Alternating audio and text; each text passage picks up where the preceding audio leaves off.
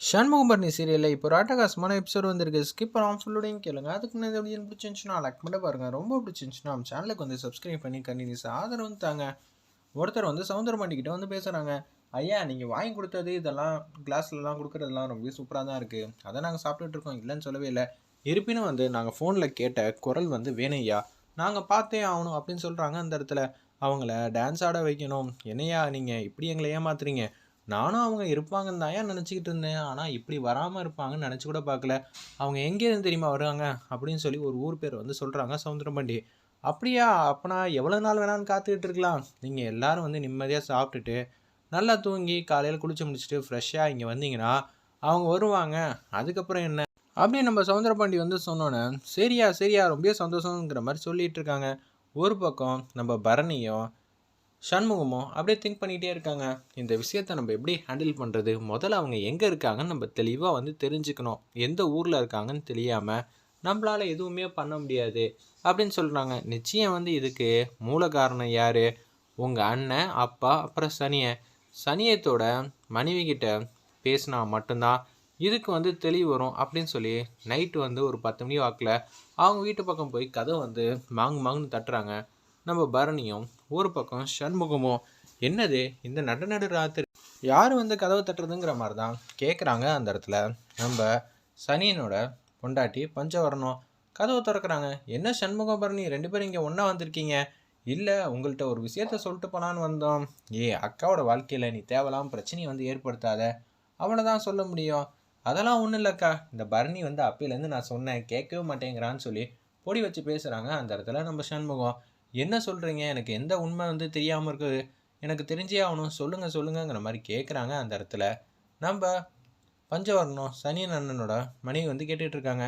அக்கா, அதாவது சும்மானு இருக்கியா, அவங்க குடும்பத்தில் வந்து குழப்பத்தை வந்து ஏற்படுத்தாத. முதல்ல சனியன் அண்ணன் இங்கே இருக்காங்களா அப்படின்னு சொல்லி கேட்குறாங்க. அந்த இடத்துல இல்லையே, அவர் வெளியூர் வந்து போயிருக்காரு. ஆனால் எந்த ஊர் போயிருக்கேன்னு என்கிட்ட சொல்லவே இல்லையேங்கிற மாதிரி தான் பேசுகிறாங்க. அந்த இடத்துல நம்ம பஞ்சவர்ணம் வந்து சொல்லிகிட்டு இருக்காங்க. உண்மையிலேயே உங்களுக்கு தெரியாதா? அதான் அவங்களுக்கே தெரியாதுங்கிறாங்க.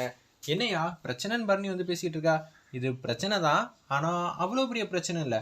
அவ்வளோ பெரிய பிரச்சனை ஆக முடியும், ஆனால் இது உங்கள் கையில் தான் இருக்குன்னு சுற்றி வளைச்சி சண்முகம் வந்து பேசி குழப்பிக்கிட்டு இருக்காங்க. அந்த இடத்துல ஏன்க்கா வேணாம், இந்த பரணி வந்து உங்களை ஏமாற்ற பார்க்குறா, வா போகலாம். இவங்களோட வாழ்க்கை சமாச்சாரம் எனக்கு தெரிஞ்சே ஆகணுங்கிற மாதிரி அவங்க கேட்டோன்னே எல்லா உண்மையும் சொல்ல ஆரம்பிச்சிடுறாங்க. உங்கள் ஹஸ்பண்ட் இருக்காருல்ல, ஏதோ ஒரு ஊரில் வந்து ஒரு பொண்ணோட பேசிகிட்டு இருந்தாரு அப்படின்னு சொல்லி இடக்கு முடக்கா வந்து பரணி செமையாக வந்து சனி அண்ணனை வந்து மாட்டி விடுற மாதிரி காட்டுறாங்க. அந்த இடத்துல அட பாவி மனுஷா, இந்த காலத்தில் இந்த வயசில் உனக்கு இப்படியா தோணணும் அப்படின்னு சொல்கிறாங்க. மாப்பிள்ளையெல்லாம் கேட்டால் என்ன சொல்கிறது, என் மூஞ்சிலேயே காரி துப்ப மாட்டாரா அப்படின்னு சொல்லி யோசிச்சுட்டு இருக்காங்க. இப்போ என்ன பண்ணலாம் அப்படின்னு சொல்லி பேர் எதிர்ச்சியா பட்டமாக வந்து யோசிச்சுட்டு இருக்கிறப்ப இன்னும் பேசு பேசு அப்படிங்கிறாங்க. இதெல்லாம் உனக்கு எப்படி தெரிஞ்சிச்சுங்கிற மாதிரி கேட்குறாங்க பரணி கிட்ட. பஞ்சவர்ணம் இது எல்லாம் வந்து வெட்டுக்கிளி தான் பார்த்துட்டு வந்து சொன்னாப்புல, வேணா உங்களுக்கு ஃபோன் அடித்து கேளுங்க, அவர் எங்கே இருக்கார், எந்த நிலைமையில் இருக்காருன்னு அப்போ தான் தெரியும் அப்படின்னு சொல்லும்போது ஃபோன் எடுத்துடுறாங்க. சனியா, என்னையா நீ எப்படி பண்ணி வச்சுக்கிட்டு இருக்க? நீ எந்த ஊரில் வந்து இருக்க? தூத்துக்குடியில் ஒரு ஹோட்டலில் தான் தங்கியிருக்கேன் அப்படின்னு சொல்லும்போது தெரியும், இப்போ யார் கூட வந்து பேசிகிட்டு இருக்க, அது யார் என்ன ஏதுன்னு எனக்கு தெரிஞ்சே ஆகணுங்கிற மாதிரி பேசுகிறாங்க. அந்த இடத்துல அப்படியெல்லாம் இல்லை, நான் சவுந்தரபாண்டி கூட தான் இருக்கேன், நீ எந்த ஹோட்டலில் தங்கியிருக்கேன்னு சொல்லு அப்படின்னு சொல்லி நம்ம சண்முகமும் பரணி வந்து கேட்டனால அப்படியே வந்து அவங்களும் வந்து சொல்லிடுறாங்க. இருந்தாலும் நம்ப மாட்டேன், நீங்கள் சவுந்தரபாண்டி ஐயாவும் பேச சொல்லிடுங்க, அப்படி பேசினா தான் கரெக்டாக இருக்கும் அப்படின்னு சொன்னேன். கரெக்டாக வந்து அங்கே இன்சிடெண்ட்டாக வந்து பேச வராங்க சவுந்தரபாண்டி ஐயா கிட்ட.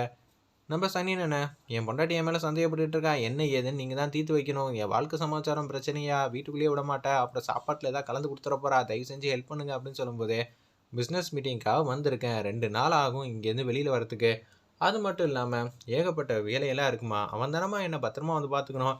அப்படியா ஐயா, உங்கள் கூட தான் இருக்காரா? சரி நான் ஃபோன் வச்சிடறேன்னு சொல்லி ஃபோனை வச்சிடுறாங்க.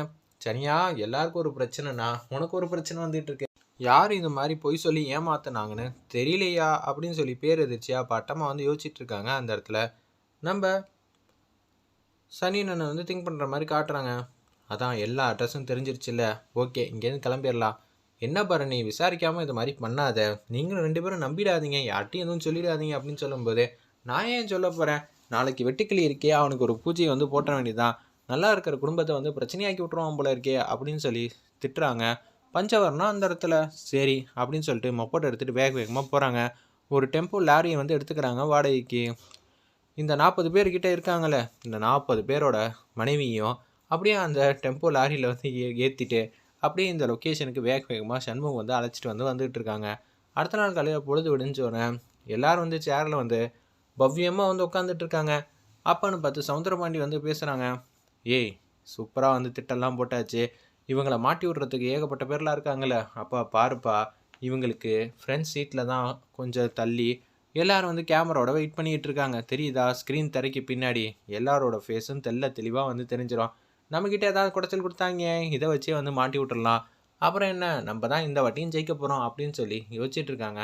நம்ம முத்துப்பாண்டி, டேய் போகிற போக்கில் நம்மளையும் வீடியோ எடுத்துட்டா, அந்த வீடியோ நம்ம தான்ப்பா பார்க்க போகிறோம். அப்படியே வந்தால் கூட அதை வந்து எடிட் பண்ணிக்கலாம், அது எதுவும் பிரச்சனை இல்லை. அது மட்டும் இல்லாமல் இந்த வாட்டி நம்ம மாட்ட போகிறதில்ல, அவங்க வீடியோ எடுக்கிறதுக்கு பின்னாடி தான் நம்ம சேரை வந்து போட்டு உட்காந்துக்கிட்டு இருக்கோம். அப்படி இருக்கும்போது எந்த பிரச்சனையும் வராதுப்பா. ஓகே ஓகே, இன்னும் கொஞ்சம் நேரத்தில் வந்து எல்லோரும் வரப்போகிறாங்க. நீங்கள் நினச்ச மாதிரி அவங்க ஒரு டான்ஸ் இங்கே ஆட போகிறாங்க. அப்படியா, ஜாலி ஜாலிங்கிற மாதிரி அவங்க இருக்கிற எல்லோரும் வந்து கேவலமாக வந்து பேசிக்கிட்டு இருக்காங்க அந்த இடத்துல. அப்போன்னு பார்த்து எல்லா மனைவிமார்களும் அந்த ஹோட்டலுக்கு வெளியே வந்து வந்துட்டாங்க. நீங்கள் என்ன பண்ணுறீங்களா, இதுக்கான முழு காரணம் யார், பாட்டு கேட்குதா, டான்ஸ் ஆடுற சத்தம் கேட்குதா அப்படின்னு சொல்கிறாங்க அந்த இடத்துல. ஆமாம் கேட்குது, உங்கள் ஹஸ்பண்டை கூட்டிகிட்டு வந்தது வேறு யாருமே இல்லை, பரணியோட அப்பா, அண்ணன், சனி அண்ணன் 3 பேரும் சேர்ந்து தான் இது மாதிரி கேவலமாக வந்து வேலையெல்லாம் பார்த்துருக்காங்க. நீங்கள் அவங்கள மன்னிக்கவே கூடாது. ஏயா இப்படி பண்ணுறீங்கன்னு சொல்லி உட்கார்ந்துருக்கிற ஒவ்வொரு பெரிய மனுஷனையும் அடிக்காத குறையா அவங்களுக்கு வந்து எல்லாத்தையும் வந்து புரிய வைக்கிறீங்க அப்படின்னு சொன்னோன்னே, சரி செஞ்சுட்டா போச்சுங்கிற மாதிரி எல்லாரும் வந்து மாதம் வந்து என்ட்ரி வந்து கொடுக்குறாங்க. எல்லாரோட ஒய்ஃபும் பார்த்தோன்னா பேரதிர்ச்சியாக வந்து இருக்காங்க அந்த இடத்துல. அப்போன்னு பார்த்து நம்ம முத்துப்பாண்டியிலேருந்து எல்லாரும் பட்டமாயிட்டாங்க. இசைக்கு வந்து முத்துப்பாண்டியை வந்து வெளுன்னு வெளுக்கிறாங்க. சவுந்தரபாண்டி வந்து பாக்கியத்தை பார்த்து நடுங்க ஆரம்பிச்சிடுறாங்க. என்னையா இங்கே உட்காந்து என்ன காரியம் பண்ணிகிட்டு இருக்க அப்படின்னு சொல்லி அந்த இடத்துல வந்து பாக்கியமும் வந்து அடிக்கடி நடிக்கிறாங்க. வேறு லெவலில் மாதம் இருந்துச்சுன்னே சொல்லலாம். பரணியோட திட்டத்தைப்படி அவங்க ஜெயிச்சிருவாங்க தான் நினைக்கிறேன். இப்போ இந்த வீடியோ ஆதாரம் வச்சு சவுந்தரபாண்டியால் யாரையும் எதையும் பேச முடியாது. ஏன்னா அவங்களோட ஒய்ஃபுக்கு வந்து தெரிஞ்சதுனால இந்த திட்டத்தை வந்து தவிடுபடி ஆக்குற மாதிரி சூப்பராக வந்து காட்டியிருந்தாங்க. வெயிட் பண்ணி பார்ப்போம்.